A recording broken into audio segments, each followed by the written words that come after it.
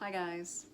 Yesterday I made a video about minimizing anxiety and fear using humor. And I wanted to talk a little bit more about that, but I wanted to add a few things to it. You know, what can we do really to minimize what we're going through, to minimize the symptoms and the anxiety that we feel and all of that. One of the things that came to my mind was how important our words are. And I've also done another video about the power of our words, but in particular with whether we minimize what we're going through or we catastrophize and make it worse by what we say. One of the things that I've heard people say is that our brain is always listening in and paying attention to everything that we say, everything that we think, and everything that we do. So we have to be really careful what we're saying, what we're thinking, and how we're acting, because our brains are paying attention and they're learning from our behaviors and our words, because we are actually teaching them, right? We're trying to retrain our brains and they are paying attention. So we have to be very careful what we're teaching them. Do we want to teach them more of the same, that everything is big and huge and catastrophic and scary? Or do we want to teach them that we're safe and that things are okay, that we're okay? So I wrote down some things so I wouldn't forget, but one of the things that I know is really important in brain retraining, because they talk about it in DNRS, and I never really got the hang of this, but it's really, really important. In DNRS, they teach us that we're supposed to rephrase things, use gentler, softer speech. Instead of using big scary words, we're supposed to change our language. So people with limbic impairment, and even people that don't have limbic impairment, because if you listen to conversations with other people, you'll most likely often hear things like, oh my gosh, it's killing me. Oh man, like I felt like I was gonna die. You know, people use a lot of expressions like that. Well, when you're doing brain retraining, it's really important to not use that kind of language, because the brain is listening to everything. And when the brain hears things like die and I can't take it anymore and, you know, scary language, that's not a good thing. So I wrote down some of the things that I think are really common that we hear, besides the ones I just mentioned, but, you know, things like I'm gonna die, it kills me, I feel horrible, it's too hard, I can't take much more, I can't do this, I'm so overwhelmed, I'm having such a bad day, this is unbearable, I'll never get better. I feel sick all the time, I'm so tired, I never sleep. You get the picture. We tend to use that kind of language because we do have a lot of symptoms and sensations, and we haven't felt good in a long time, and so we use a lot of language that we've been using for years, and it's language that needs to change. So I think we need to become much more aware of what words are coming out of our mouths. Even in the Bible, you know, there's a lot of scripture that talks about the power of our words. There's life and death in the power of the tongue, that the tongue has power to guide our whole life. And they compare it, in the Bible, they compare it to a couple of different things, like a horse with a bridle in his mouth, and how that one tiny little bit can actually change the course of where the horse will go, just like with our mouths. And it talks also about a ship on the ocean, and how, you know, the steering of the ship can move a whole entire ship, even though it's such a small thing. The Bible talks about how the tongue is a small thing. It's a very small part of our body, but it has the power to actually change the course of our life depending on how we're using it, you know? So it's really important that we start to change our language.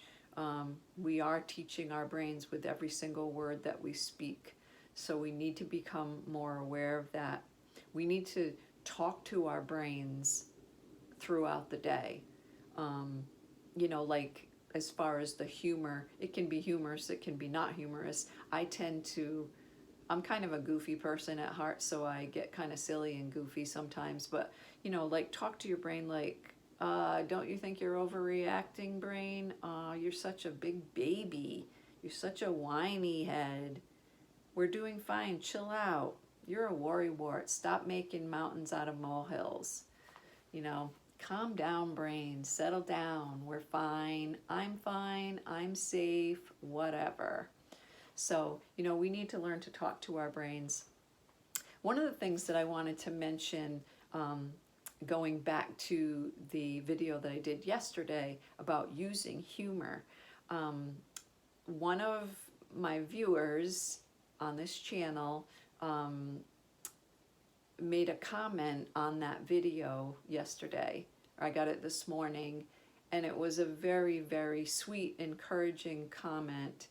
And in the comment, she mentioned she felt like in the video it reminded her of the movie, one of the movies of Harry Potter, and it was a scene. I wrote it down. It was a scene about the Bogart. I'm not real familiar with Harry Potter. I've seen some of it, but Bogart, and it's Harry Potter and the Prisoner of Azkaban. And in the scene, it was a teacher showing the students, Harry Potter and all his friends and stuff, teaching them how to face their fears. And there was like a big mirror, and I guess this Bogart thing is a shapeshifter who would turn into whatever the person feared the most. So each of the students had to come up and they had to think about the things that the one thing that they feared the most. And then this shapeshifter thing would come out of this wardrobe thing, and it would come out in its scary form. But then what the teacher was teaching them was, when you're confronted with the thing that you fear, the way to overcome it is humor. And first they had to like shake their wand at it and say, ridiculous, or something like that. I think that's what they were saying. And then they had to imagine that scary thing as something funny. They had to turn it into something goofy, silly, funny that wasn't scary. And that was to diffuse the fear. Because when we can turn something we fear, something big and scary, into something funny, and we can laugh at it, we take away the power that it has. You know, and with brain retraining, when there's limbic impairment, it's really all about a ramped up nervous system, stuck in fight or flight. So there's a lot of fear and anxiety.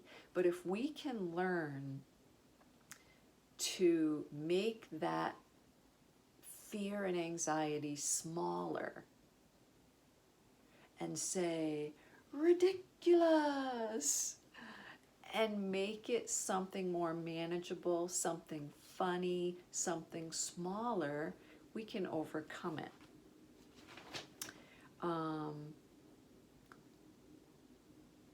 Yeah, so I was just looking at my notes to make sure I didn't forget to say anything.